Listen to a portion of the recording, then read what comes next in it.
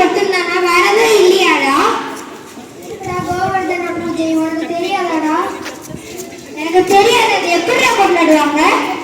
பழைய முன்னோர்களே கொண்டாடி இருக்காங்க. என்கிட்ட டைம் டேபிள் வச்சிருக்கு, நம்ம போடமாடா. இது கோவர்தன பூஜைன்னா இன்று கிருஷ்ணர் ஒரு பெரிய அதிசயம் செய்ய போகிறார். இந்திர பகவான் தான் நமக்கு மழை கொடுக்கிறார். அதனால் நாம் இந்திரனே வழிபடுவோம்.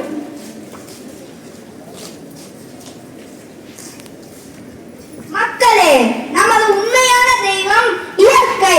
அதனால் நாம் கோவர்தன மலையை தான் வணங்க வேண்டும்.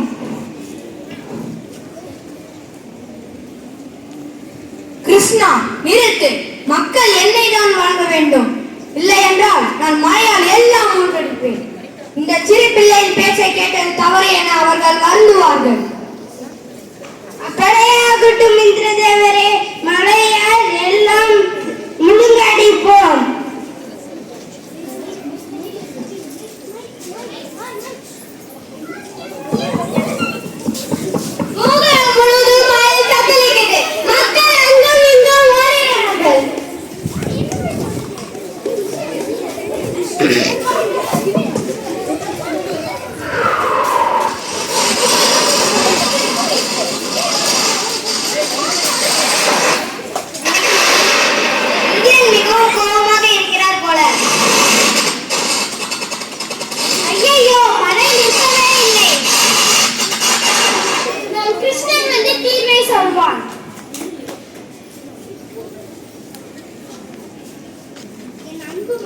கிருஷ்ணா, நீ சொன்னதில் எந்த தவறும் இல்லை.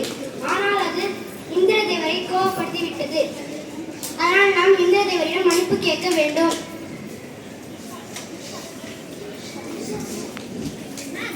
இன்னமும் நேரம் கடக்கவில்லை. உடனே சென்று இந்திரனிடம் மன்னிப்பு கேட்க வேண்டும். எப்பொழுதும் நமக்கு தீங்கை செய்ய மாட்டான்.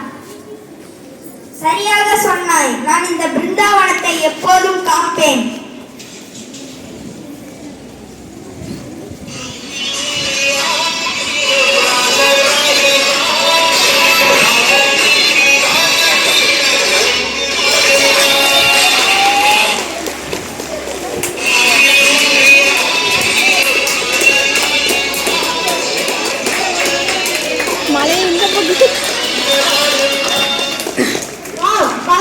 கிருஷ்ணர் பக்த வீரனின் மலையை தூக்கிவிட்டாரே.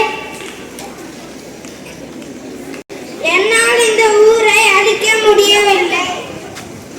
மன்னித்து விடு இந்திரதேவா, என்னால் இந்த ஊரை அழிக்க விடவில்லை. என்ன சொல்கிறாய்? வா செல்லலாம். மழை நின்று விட்டது.